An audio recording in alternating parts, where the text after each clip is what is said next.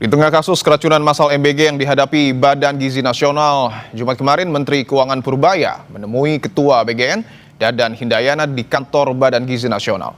Purbaya jelaskan ia ingin mempelajari proses saluran anggaran makan bergizi gratis yang saat ini digelontorkan 71 triliun rupiah dan akan ditambah 28 triliun rupiah pada tahun 2025.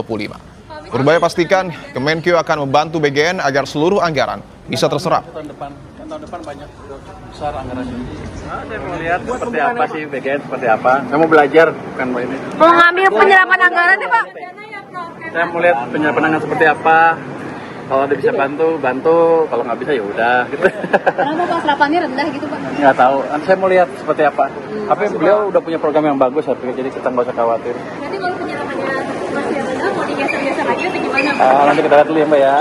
Penasaran aja. Kalau misalnya ada penambahan dana lagi kan tahun depan juga naik, itu gimana? Nggak tahu nih pasti tahun depan. Kan tahun depan banyak besar anggarannya. Pokoknya mungkin nggak perlu ya. Badan Gizi Nasional sudah mengakui ada kelalaian dan pengelolaan yang tak sesuai SOP di balik terjadinya keracunan massal MBG di sejumlah wilayah. Lalu bagaimana mengusut biang masalah dari terus berulangnya keracunan MBG? Kita bahas bersama anggota Komisi 9 DPR fraksi PKB, Ning EM Marhamah Zulfahis, dan mantan Direktur Penyakit Menular WHO Asia Tenggara, Profesor Chandra Yoga Aditama. Prof. Chandra, Bu Ning, selamat petang semua. Ya, selamat sore. Siap, saya ingin ke Bu Ning terlebih dahulu bahwa Presiden setelah tiba di tanah air menyebut akan segera memanggil Kepala BGN. Menurut Anda, poin apa yang harus diprioritaskan Presiden untuk segera dibahas? Pertama, ini kan anggaran MBG ini kan cukup fantastis ya. Tetapi yang pertama adalah yang terkait keracunan ini. Pertama, berarti kan harus bagaimana kita memperketat SOP-nya.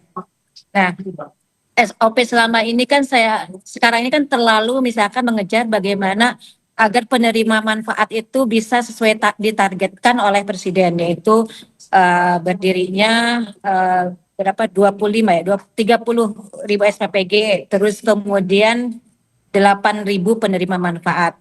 Nah, sehingga karena kita mengejar target sehingga melupakan SOP ini. Nah, menurut saya yang pertama harus dievaluasi adalah SOP tersebut. Pertama, ketika SPPG yang mengalami kejadian luar biasa itu harus segera di stop sampai kemudian jelas dan diinvestigasi ini kesalahannya di mana. Jadi mereka tidak boleh langsung masih beroperasi. Pertama itu di stop dulu, mungkin di clearance 1 atau 2 bulan atau berapa lama sampai kemudian kedua dipastikan bagaimana agar hal ini tidak terjadi lagi. Jadi terutama kepada SPPG yang baru buka itu harusnya diberikan dulu kayak semacam pelatihan atau terus kemudian juga diedukasi oleh BPOM ya.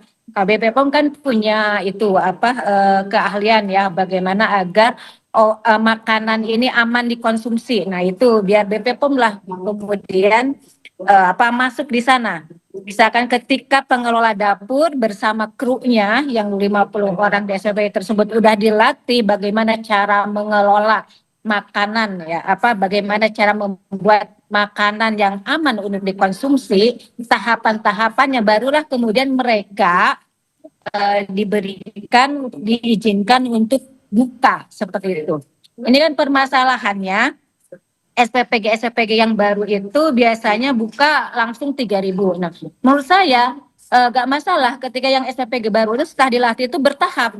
Kalau dia memang 3.000, mungkin 1.000 dulu, terus kemudian barulah minggu selanjutnya dinaikkan sampai kemudian sesuai dengan target yang akan dia edarkan makanan tersebut seperti itu.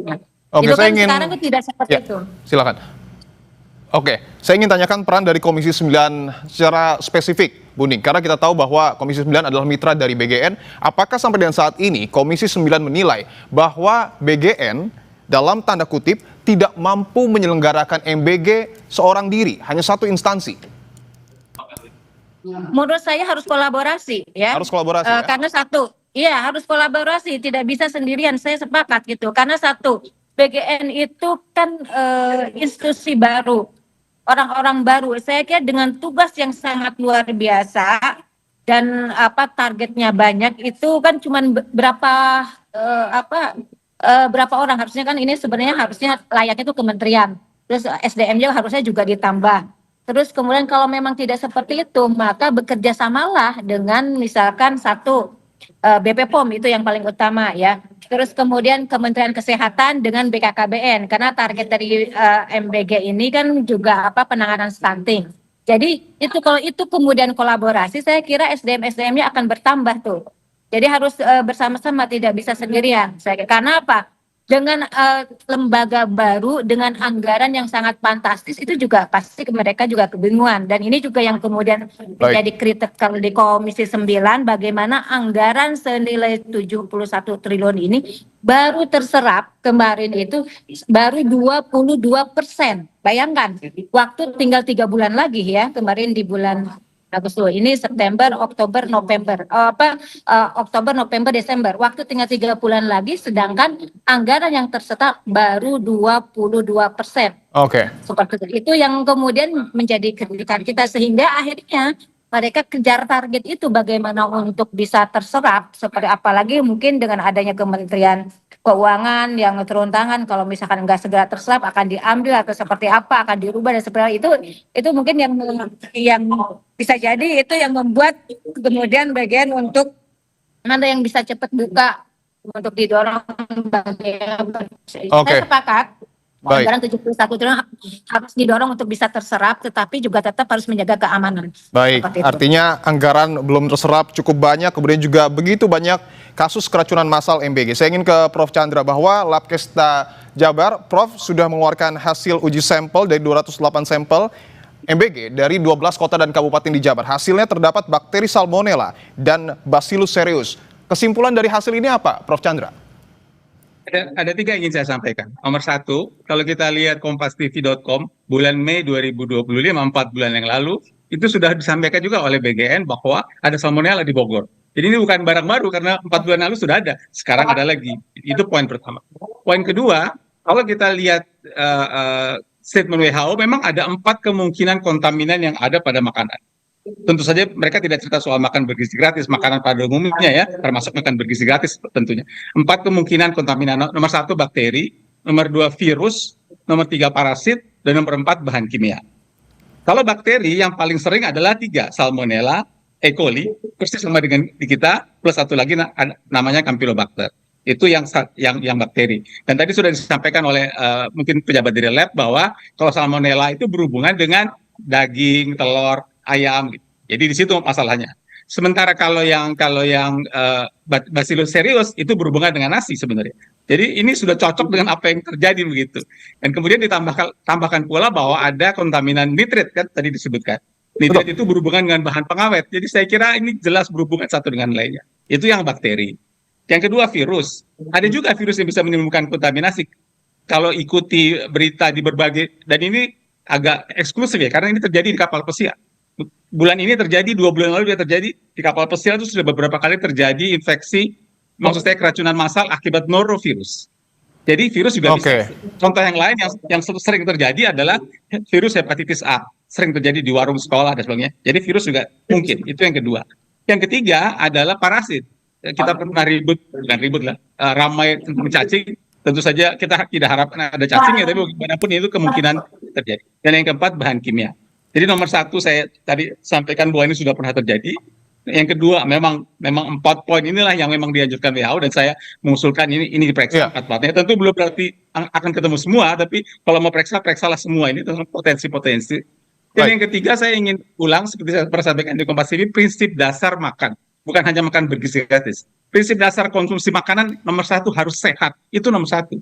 Tentu dia harus bergizi dan mungkin rasanya mesti enak, tapi kalau tidak sehat, maka soalnya berhenti, jangan dikonsumsi lagi. Jadi menjaga prinsip dasar makanan itu sehat, itu prinsip dasar makan kita sehari-hari, mau makan di restoran, apalagi makan bergizi gratis yang mencakup sekian puluh juta orang itu. Oke, jadi artinya bakteri Salmonella ini erat kaitannya dengan daging dan telur, Bacillus cereus dengan nasi. Apakah bisa dikatakan bahwa persoalan keracunan massal MBG berasal dari bahan baku? Nah, itu yang saya juga pernah sampaikan di Kompas bahwa sebenarnya kita mesti lihat itu yang sebut sebagai rantai food security, keamanan pangan. Kita memang sebagian besar mungkin kasus terjadi di SPPG atau di dapur, tapi yang dinilai harus dari awal sampai akhir. Awal itu artinya bahan bakunya. Apakah sayurnya atau ya sayurnya itu ada insektisida apa tidak? Apakah hewannya itu hewan sakit yang dipotong ada penyakit atau tidak? Kalau itu bagus, maka bahan baku itu kan ditransportasi ke gudang. Apakah selama transportasi berjalan baik atau tidak? Apakah kalau misalnya saja ada ferry yang terhambat atau jalan rusak, truknya jadi diam 2-3 hari kan bahan bakunya jadi rusak. Yang ketiga, gudangnya. Apakah gudangnya itu baik, kelembapan tepat atau tidak, suhu dan sebagainya. Yang keempat baru SPPG-nya. Jadi faktornya bisa macam-macam. Misalnya toh dari SPPG-nya baik, kita sudah banyak dibicarakan. Dari SPPG kan dibawa lagi ke sekolah dan itu bukan waktu sekian jam. Itu juga mungkin kontaminasi terjadi di situ. Baru yang terakhir sekolah. Jadi konsep yang from farm to plate atau from farm to ya dari pertanian sampai makan itu harus dicek satu persatu yang mana sebenarnya kebocoran yang terjadi. Oke, bahwa BGN sebelumnya juga sudah menyampaikan memberikan waktu 1 bulan kepada SPPG untuk kemudian membuat sertifikasi ataupun meraih sertifikasi. Apakah kemudian Komisi 9 akan mendesak jika terbukti adanya kelalaian kembali, kasus ini bisa dibawa ke ranah hukum atau bahkan pidana? Saya kira kalau terjadi hal seperti itu pasti sesuatu yang tidak diinginkan. Tetapi menurut saya penyelenggara hari ini, karena ini adalah program andalan, ya tetap harus bertanggung jawab. Gak bisa kemudian lepas begitu saja. Harus ada yang bertanggung jawab. Dalam bentuk apa, Buning?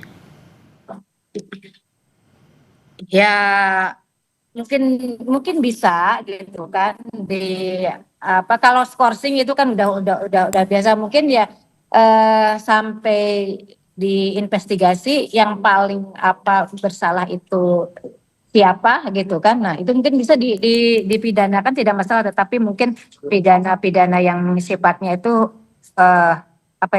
ringan mungkin. Tetapi dilihat nanti misalnya kalau sampai kehilangan nyawa ya misalkan itu kan itu, tetapi kalau misalkan kerugian misalkan kayak cuman dia keracunan, tetapi kemudian misalkan negara harus hadir tuh untuk mengobati dan sampai sembuh gitu. Tetapi kalau sampai kemudian itu menghilangkan nyawa, nah itu saya kira itu harus tanggung jawab sesuai dengan mungkin aturan yang berlaku. Oke, saya ingin tanyakan lagi ke Buning bahwa tadi juga Buning sebelumnya sudah menyampaikan bahwa perlu ada kolaborasi dan juga ada rantai pasok yang begitu panjang dalam penyiapan MBG ini. Pihak-pihak mana saja yang paling tepat untuk kemudian dipilih berkolaborasi dengan BGN? Pertama itu BP POM ya, karena BP POM kan tugas utamanya adalah Badan Pengawas Obat dan Makanan. Ya. Dan di BP POM juga ada ya makanan yang olahan itu ada beberapa gitu. Itu yang pertama. Terus kemudian kedua, kalau secara substansi adalah BKKBN. Ini karena target utama ada penanganan stunting. Terus kemudian Kementerian Kesehatan. Itu saya kira 3 stakeholder itu yang kemudian harus diajak kolaborasi. Seperti itu. Baik, tentu kita harapkan bahwa... Tapi kalau dalam hal ada kejadian luar biasa, selain yang itu tadi mungkin juga bisa dilibatkan, tidak masalah. Misalkan Polri, seperti itu. Kalau memang kejadian luar biasa yang sampai merugikan apalagi menghilangkan nyawa, seperti itu. Tentu itu tidak kita harapkan terjadi, kita berharap bahwa MBG berjalan dengan sebagaimana mestinya. Kan? Ya. Baik, siap. Terima kasih banyak Prof. Chandra dan juga Buning telah bergabung di Kompas Petang. Sehat-sehat selalu.